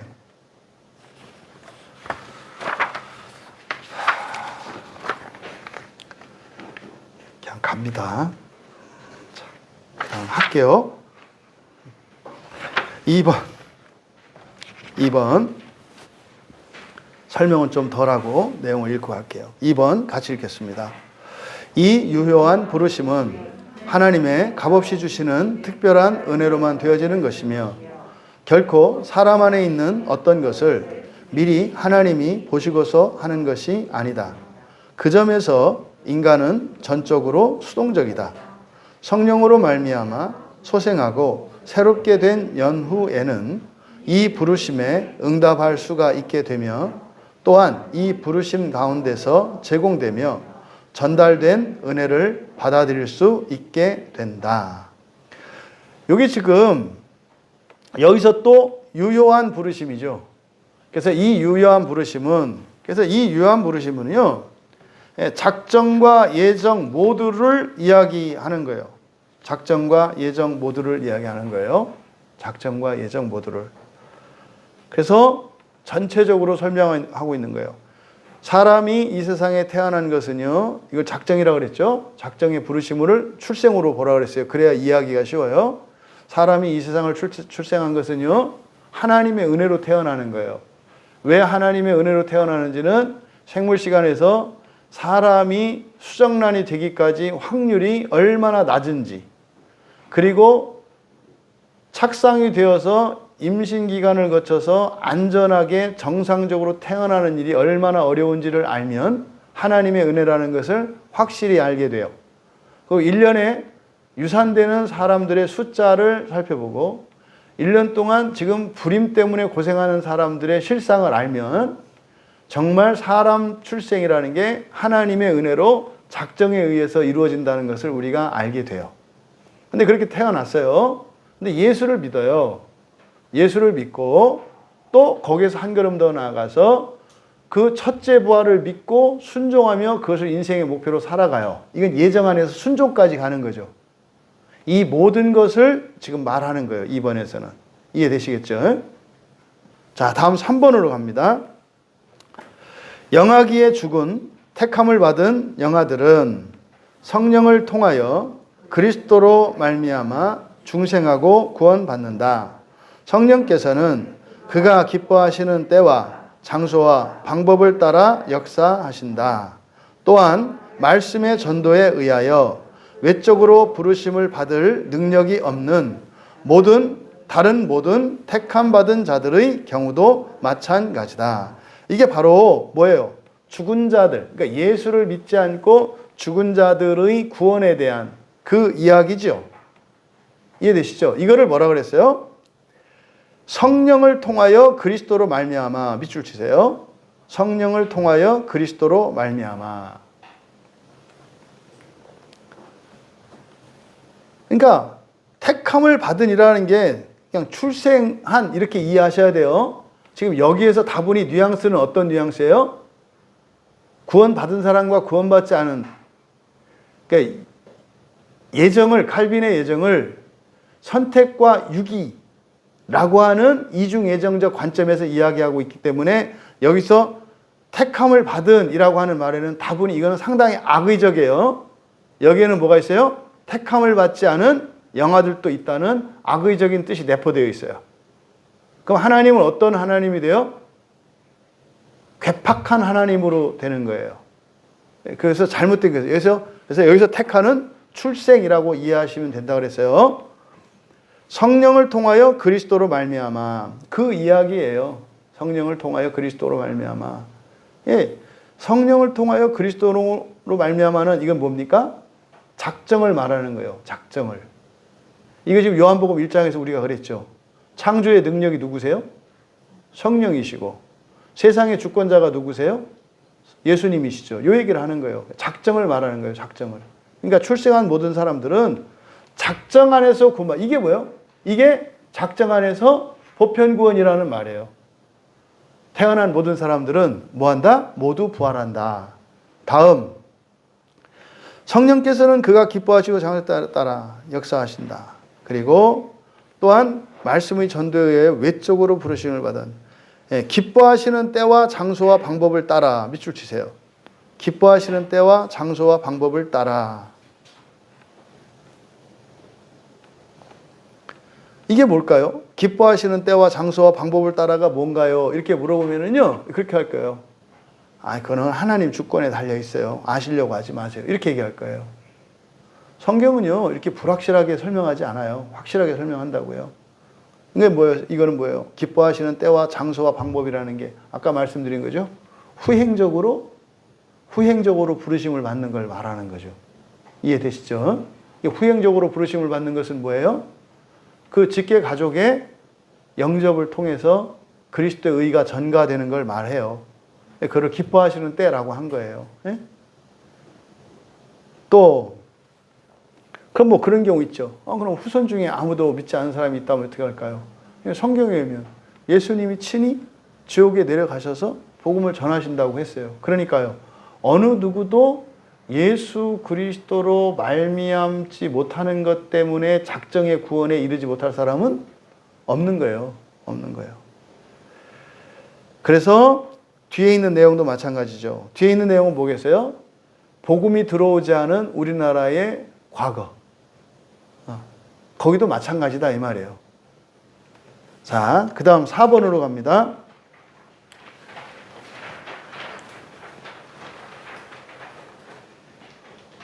택함을 받지 못한 다른 사람들은 비록 그들이 말씀의 전도에 의하여 부르심을 받으며 성령의 어떤 일반적인 역사들을 체험할지라도 그들은 결코 그리스도에게로 참되게 나오는 것이 아니며 그러므로 구원받을 수가 없다.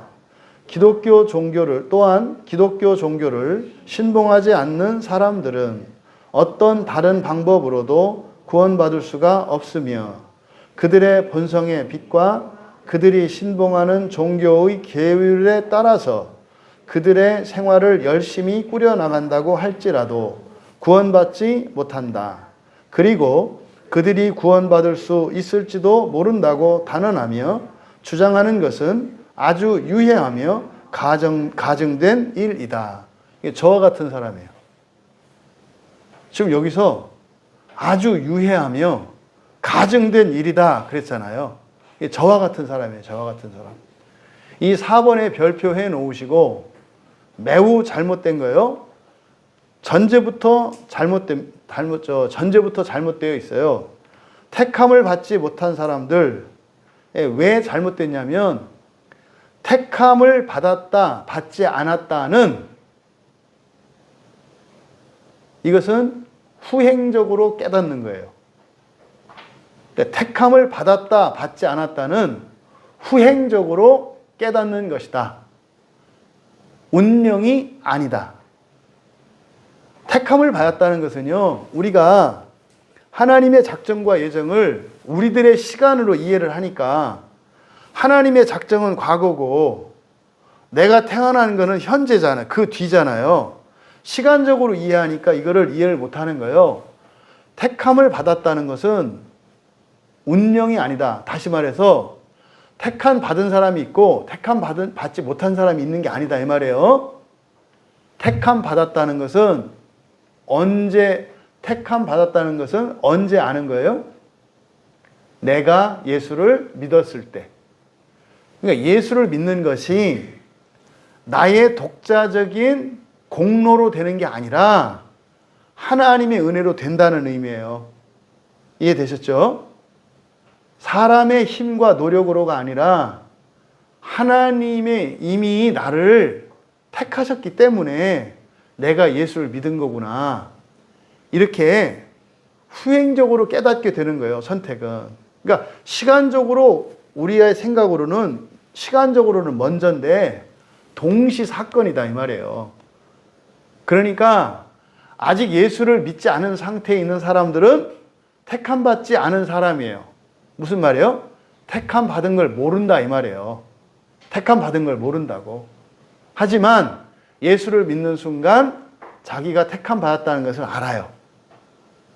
아시겠죠? 깨달음의 문제예요. 그런데 이거를 운명론적으로 지금 이해하고 있단 말이에요. 보세요. 비록 그들이 말씀의 전도에 부르심을 받으며, 거기다가 화살표 이렇게 반대 화살표 치시고 모순 이렇게 쓰세요.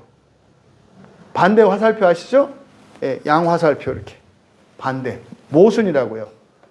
그 말씀의 전도에 의하여 부르심을 받으며 이것과 택함을 받지 못한 사람들 모순이라고요. 이런 일은 일어날 수 있다 없다? 없어요. 없어요. 이 자체가 이미 모순이라고. 이거는 뭐예요?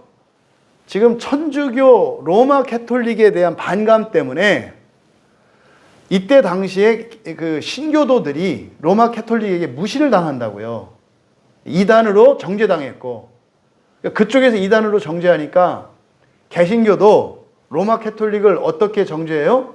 거기를 이단이라고 서로 정죄했다 이 말이에요. 그래서 로마 캐톨릭에서는 우리만 구원이 있다 이렇게 얘기를 했고, 그러니까 개신교에서도 맞불을 놓는 거예요. 우리만 구원이 있다. 그래서 종교 개혁을 했음에도 불구하고 당시 시대적 상황 때문에 같은 예수 안에 있는 같은 형제들임에도 불구하고 서로 이단이라고 정죄했던 거예요. 이게 지금 오늘날 한국 교회 안에서 그대로 일어나고 있어요. 모순인 거 아시겠어요? 전도에 의해서 부르심을 받는 일은 어떤 사람들에게만 일어나는 거예요? 택함을 받은 사람들에게만 일어나는 일이에요. 제가 여기서 지금 말하고자 하는 건 뭡니까? 이걸 유사 그리스도인이라고 말해요. 교회 다닌다고 다 교인이 아니다. 이거요, 벼락 맞을 소리예요.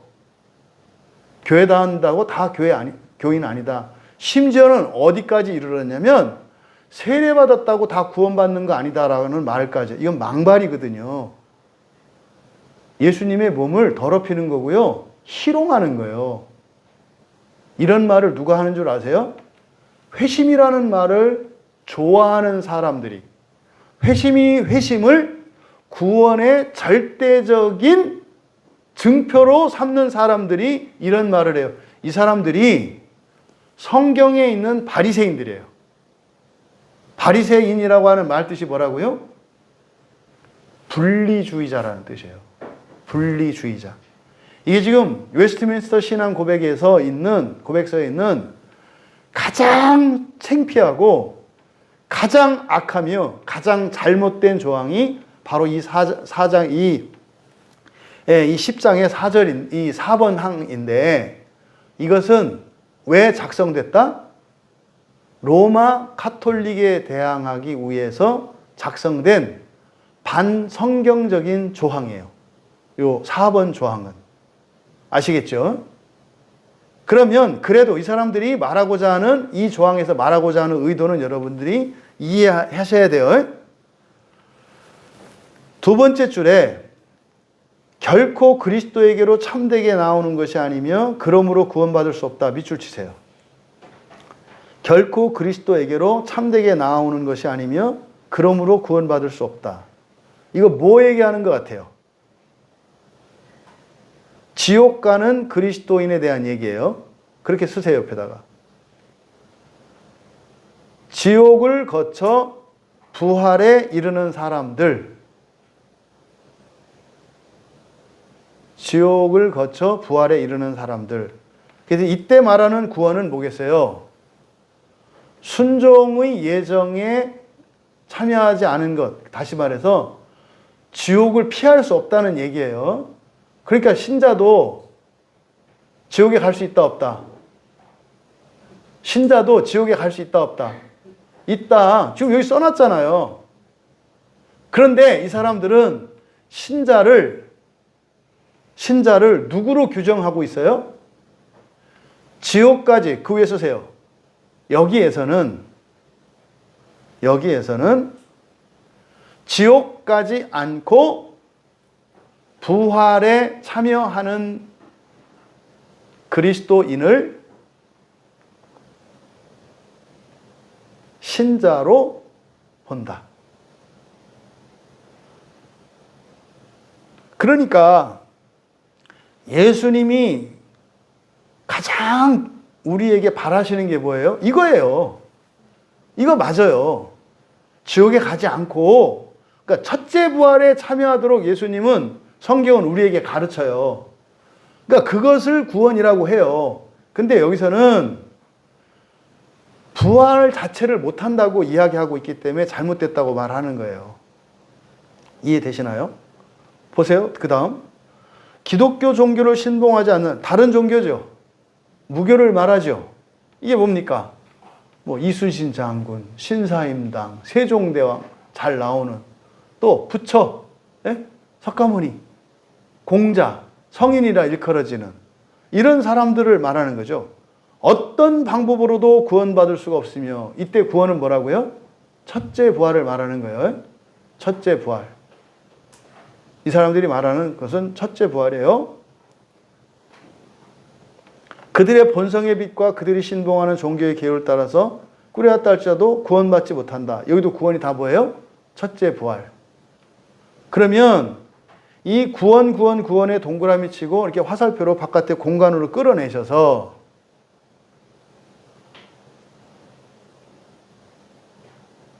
반드시 그런 것만은 아니다라고 하세요. 다 구원받지 못한다 이렇게 돼 있잖아요. 반드시 그런 것만은 아니다.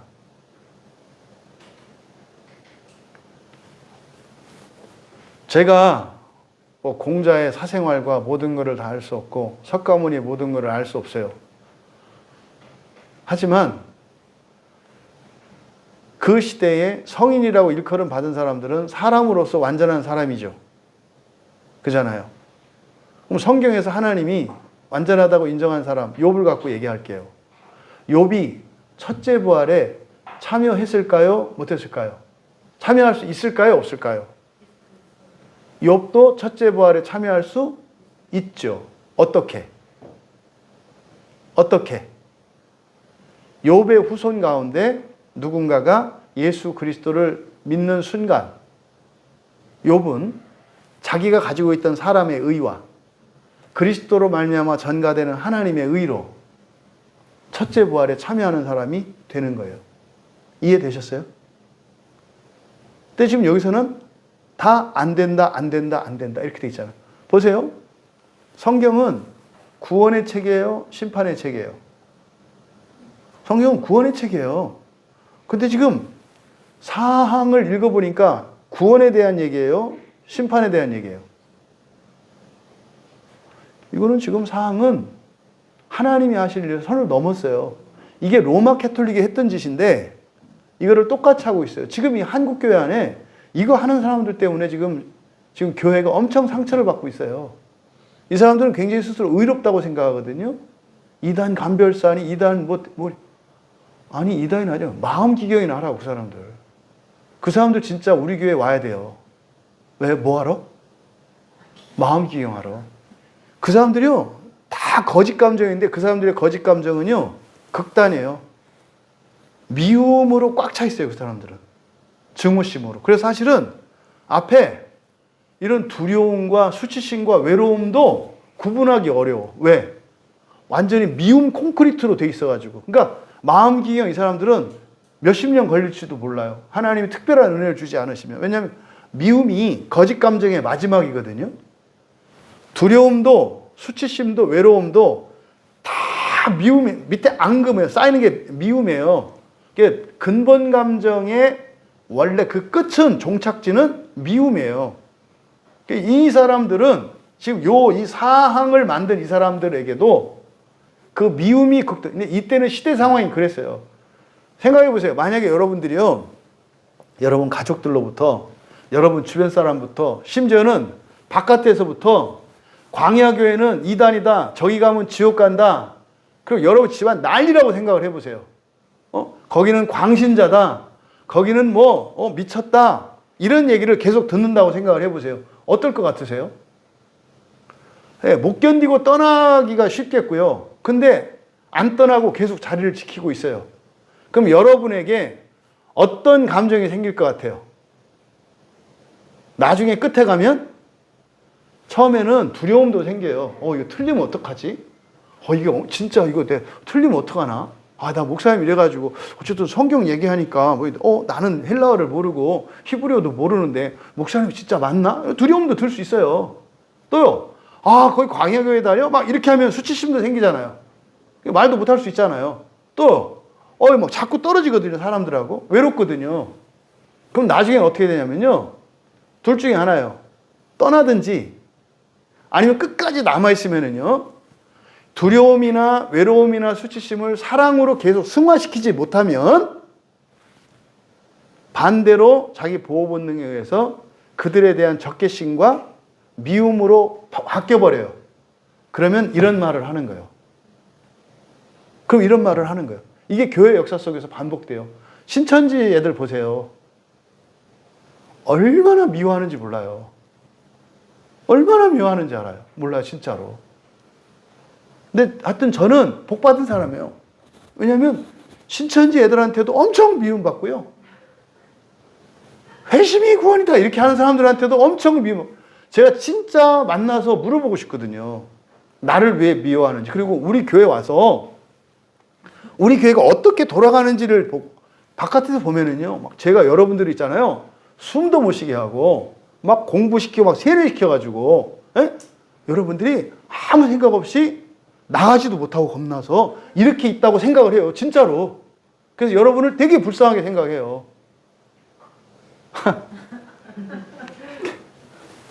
그래서 제가 한 거 딴 거 없거든요. 성경 얘기한 거거든요. 복되다. 진심이에요. 복되다. 제가 그 사람들이요, 하나도 안 미워요. 진짜로요. 진짜로 하나도 안 미워요. 오히려 더 사랑하는 마음이 더 커져요. 더 마음이 아파요. 그래서 이 4번에 있는 요 내용, 이게 교회의 역사 속에 있었던 가슴 아픈 일이에요. 이게 계속되고 있죠. 다음. 다 했네요. 다 했어요.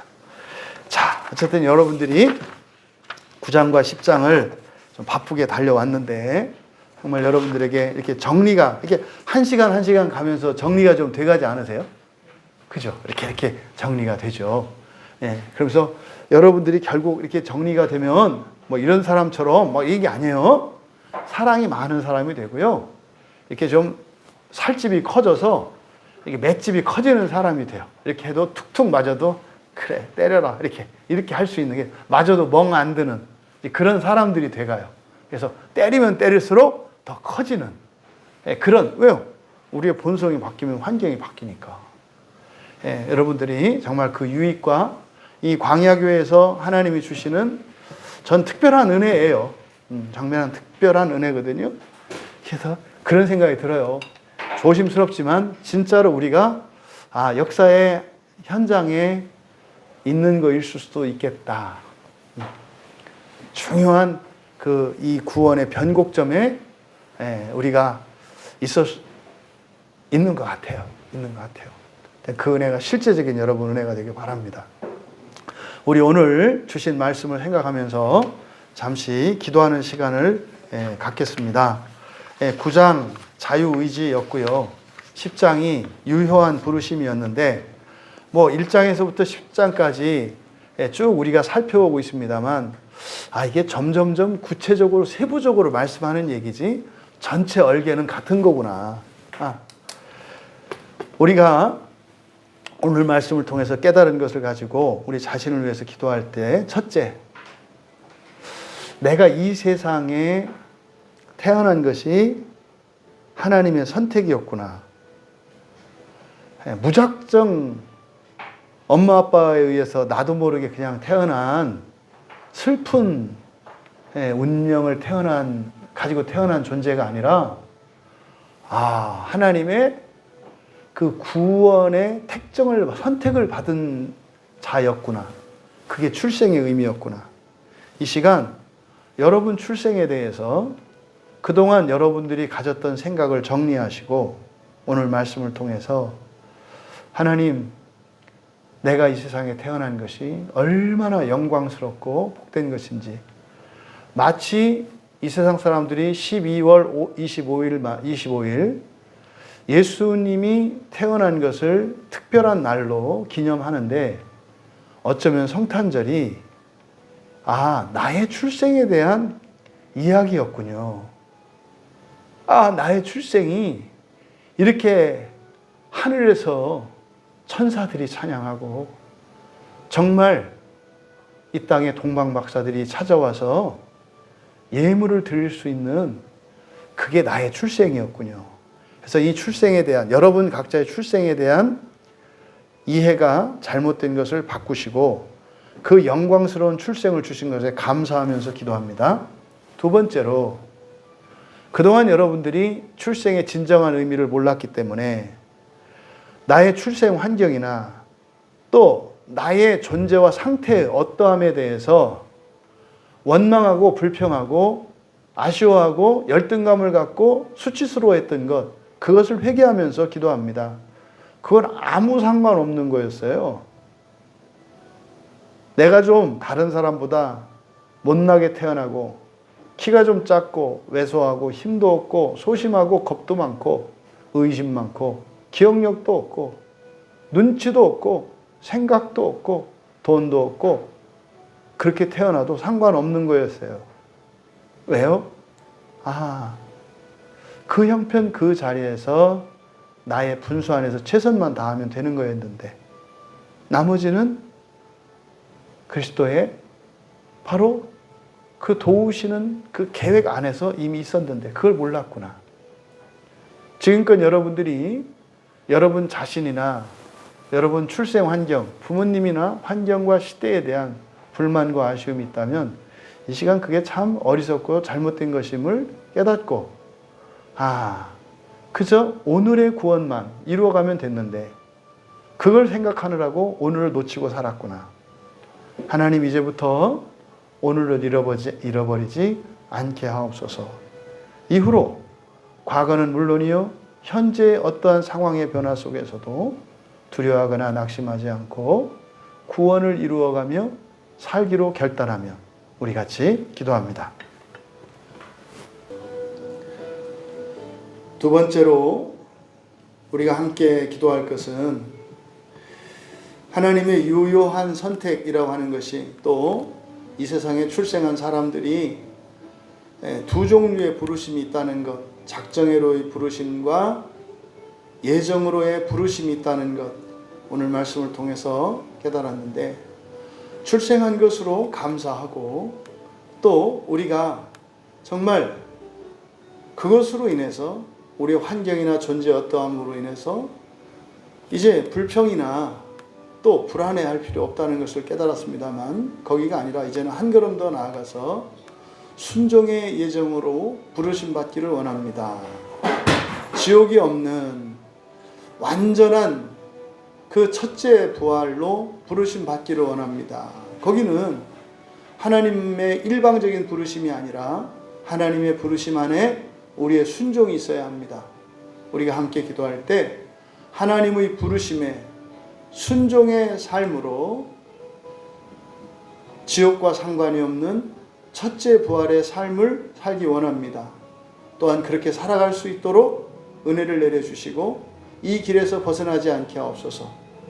또한 나와 함께 사랑하는 가족과 이웃들과 내가 사랑하는 모든 이들이 이 참된 복음으로 그래서 정말 첫째 부활의 유효한 부르심으로 나아갈 수 있도록 우리 같이 기도합니다. 공동체적으로 기도할 때 하나님, 이 한국 교회가 더 이상은 심판과 정죄와 저주가 남발하는 교회가 되지 않게 하옵소서. 정말 500년 전에 종교개혁이 있던 당시에 그때 개혁이 되었음에도 불구하고 종교개혁과 함께 사탄이 맞불을 놓은 것이 뭐냐면 교회가 교회를 저주하고 교회가 교회를 분열하는 바리새적인 행동이었습니다. 오늘날 다시 이 한국교회 안에 그러한 일을 봐요. 하나님, 한국교회가 평화와 화합과 사랑을 회복할 수 있도록 은혜를 내려 주시옵소서. 이렇게 하려면 현재적 구원으로 돌아와야 합니다. 한국교회에서 가르쳐지고 있는 모든 구원론이 미래에 이럴 것이다 저럴 것이다가 아니라 현재적으로 예수님을 닮는 구원을 이루어가는 현재적 구원관이 한국교회 안에서 가르쳐져야 합니다.